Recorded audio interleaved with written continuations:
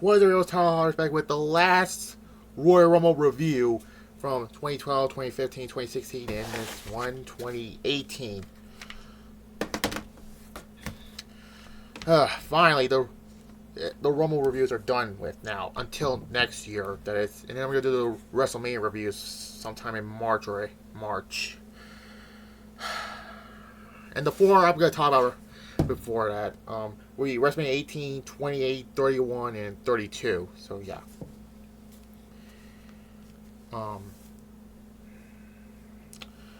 Anyways, and I'm going to get back to the what ifs sometime on Tuesday. So yeah, and continue with my Nicktoons trilogy also on Tuesday also. So yeah, get ready for those two videos. It was January 28th at the Wells Fargo Center in Philadelphia, Pennsylvania, the same place where the 2015 Rumble was at.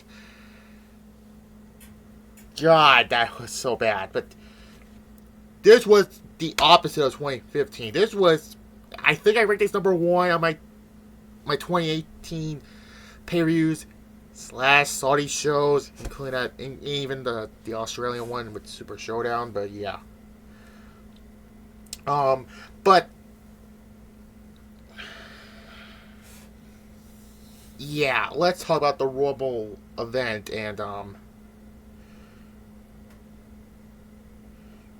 yeah, and there's just the first time from here on, from 2018 to now, we have not one but two Rumble matches for the men and the women. So this was the first time we got that in 2018.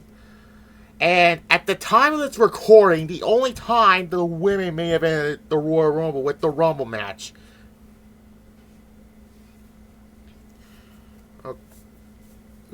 Yeah. But yeah, this is the only time, at the time of this recording, that is, if they decide to do the women's Rumble match at the main event this year's Royal Rumble, but that's probably not going to happen, though. But so yeah, Royal Rumble 2018 was a very, very good show. A lot of people say 2018 was the worst. I say post SummerSlam it got bad, because remember Hell in a Cell, and even Survivor Series, and TLC and Backlash, those were the only 4 bad shows that year. And I'm not counting the Saudi show, the Crown shit one. But anyways, let's talk about the Rumble event itself. I mean, let's be honest, this was the best show of 2018, and yeah, and I only talked about it for 3 minutes, and let's talk about it. With the first two of this was a weird point of it. The first 2 matches were the Smackdown matches, and after the men's Rumble, they had the 2 Raw matches before the women's. That's kind of awkward to think about, but yeah. Anyways, first match is a handicap match for the WWE Championship. AJ Styles defeats Kevin Owens and Sami Zayn. Oh, I had not seen this in a long time. Fuck Sami Zayn. At least, but there's actually one shining light in 2018. Like I said, 2018 was not that bad. I say after SummerSlam, there's only like one shining light of it, and that's AJ Styles as WWE Champion until it got ruined by Daniel Bryan. And fuck you, Daniel Bryan. But yeah, this was just this was just during the whole. Why couldn't you send AJ Styles and Shane to face Kevin Owens and Sami Zayn? I'm just gonna. And you could do it that way, but whatever. AJ Styles was going to retain here because they kept mentioning code WWE changes. Apparently, John Cena and CM Punk from 2011 doesn't even count. But, yeah. This was actually not a bad handicap match, but, it was obvious AJ Styles was going to retain here, and, yeah. I give this a 8 out of 10. Yeah. Anyways, then we have a 2 out of 3 falls match for the Smackdown Tag Team Champions. Yeah, 2 out of 3 falls match at the Rumble. Whatever. The Usos defeat Shaggy and Shawn Michaels, in which the Usos go in 2-0 in this match. That's like a one nitpick I have with 2 out of 3 falls matches. I don't like when the one person or team just went 2-0 against another person. Like, just having 1-1 and then whatever. This was just should have just been our normal tag team title match, but whatever. Usos retain. That's a good sight to see. I give this a 7. It was actually not a bad 2 out of 3 falls match.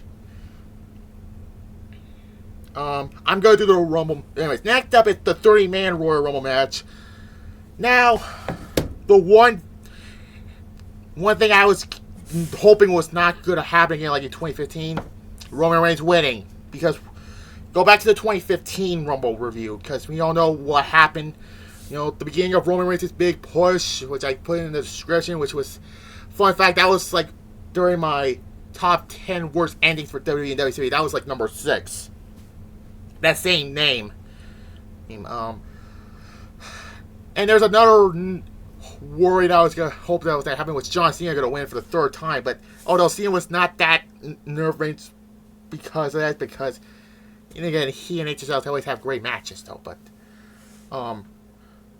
But anyways, so yeah, Finn Balor was number 2, and he lasted till the final 4. I'm just not gonna talk about every person in this matchup. Rey Mysterio made his return, although this was just a temporary return until the SmackDown 1000 episode when he officially came back. And oh Jesus. Until that, yeah, and I like the part where the ruthless aggression era guys like John Cena, Rey Mysterio, and Randy Orton face off with the newer current guys like Roman Reigns, Finn Balor, and Shinsuke Nakamura. That was actually really cool. And the final 4 was Finn Balor, John Cena, Shinsuke Nakamura, and Roman Reigns. And then, you know, Cena eliminated Balor, which, yeah, that was happened. And it came out between Cena and Roman and Nakamura. It's like, oh, they're gonna give that to Roman because they're gonna have him face Brock Lesnar at WrestleMania 34. But then again, Raw had the Elimination Chamber event, which I'll probably stay there for like another episode. But Shinsuke Nakamura eliminated John Cena and Roman Reigns at the end, so at least Roman did not win the Rumble, and the fans were actually happy Roman Reigns didn't win. Yeah, Roman had a really terrible 2018, let's be honest here. He didn't win the title of WrestleMania, which was a mistake. He finally won at SummerSlam, but then his leukemia came back and he had to relinquish it. God damn it. But this Royal Rumble match, I say it was the best one we had since 2007. Well, not that amazing, but it was the best one we had since 2007, let's just be honest. That was like 11 years back, but yeah. But I'm giving it a 9 out of 10 because of it. But, yeah, because Nakamura, he won the Royal Rumble, but he didn't win the WWE Championship after that. And, yeah.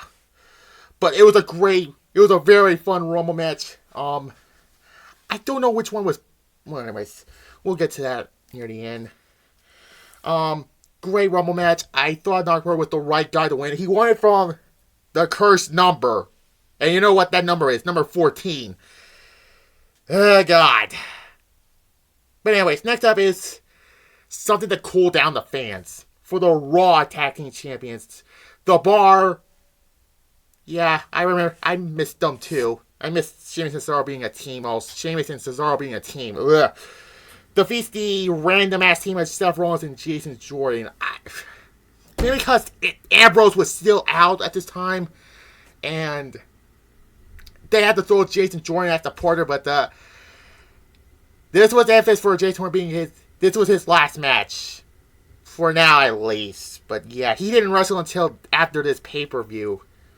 So yeah, this was just like a calm down match because it's the Rumble match. And Rollins was in the match, but yeah, he was exhausted from that match, that Rumble match. Which is kind of ironic because the following year he won the Rumble and had a really bad run in 2019. I give it a 5. It's probably the weakest match of the card. Anyways, then we have a triple threat match for my most least favorite world champion. You know what that belt, you know what am I talking about, the Universal Champion. Brock Lesnar defeats Kane and Braun Strowman.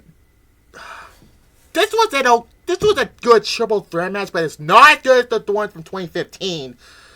But there's one dark light on this. Brock Lesnar is being Universal Champion, never defended it. And yeah, that was one of the reasons why I fucking hate the Universal title. This was just a way to just... They don't want to make Braun look weak compared to this match, but...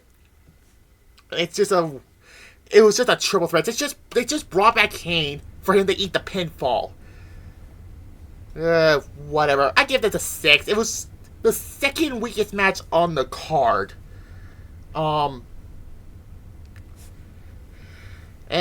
I thought this was going to be the main event, but then I realized, oh wait, this is the Royal Rumble. But then again, 96 had Bret Hart and Undertaker main event over the Rumble match. 97 had Shawn and Sid main event over the Rumble match. The casket match. They have Angle and Mark Henry main event over the Royal Rumble match and the WWE Championship match, which I did 97, 98, 2006, and then again with 2013, which was 5 years ago, 5 years prior to this, Punk and The Rock main event, and yeah. Anyways, but then, like I said before, this is the only time that the Women's Royal Rumble match main evented the Royal Rumble. At the time of this recording, at least. But yeah, the Women's Royal Rumble match, for historical purposes, it was a good Royal Rumble match. This match was only 58 minutes, but yeah. Yeah, this Royal Rumble match was actually for the first time. Now the second one, well, I'll save one purpose because of it. Now, this was the first time the women main event ever had a Royal Rumble match. But again, we had China being in a Rumble match, Beth Phoenix, which, fun fact, she was in this match. Her second Royal Rumble match, and the third one would be 2 years later, which I already reviewed. And, a few others. Yeah, Trish Stratus coming in at number 30, which, who could have predicted that? Now, originally, Paige was supposed to be in this match, but unfortunately, she had that career-ending injury, and she had to wait till the night after WrestleMania to announce her retirement. But yeah, yeah, Asuka won this match, and it led to her. I thought. By the way, the Final Four was Sasha Banks, Brie and Nikki Bella, and Asuka. So yeah. I thought when they were going to have, by the way, Charlotte and Alexa were at ringside in this match. I thought this was going to where she was going to pick her opponent. And there was there were rumors at the time I think it was like the end of 2017 to 2018. There was a rumored WrestleMania 34 match which did happen, which was Charlotte and Asuka the first time they fought in WrestleMania, but we didn't get that, except instead, who the fuck comes out? Ronda fucking Rousey. She comes out and points to WrestleMania saying, overshadowing Asuka's moment. And this led to her and Kurt Angle facing Triple H and Stephanie McMahon in one of the most overrated WrestleMania matches. I know I'm just but then again, Asuka did choose Charlotte for WrestleMania at the Fastlane event. So yeah, but I think this was not great the men's Rumble match, but I give this an 8 for that. But the rest of the pay-per-view, besides the Raw Tag Team Championship match, this show was a great show. And I give this An 8.7 out of 10, yeah. So that's all the Royal Rumble reviews for this year. From 2012, 2015, 2016, and 2018. Which is kind of a fun fact because I turned 20 in 2018. And by the end of the year, I begin this YouTube channel. So yeah, fun fact. So I'll get back to... Well, February will be the 2008 review series with the first final resolution 2008 Royal Rumble. And yeah, bye. Like, comment, subscribe, and back to episode 2, which is what if Goldberg actually came to Smackdown in 2013, and Nick Tune's Battle for Volcano Island review. Bye.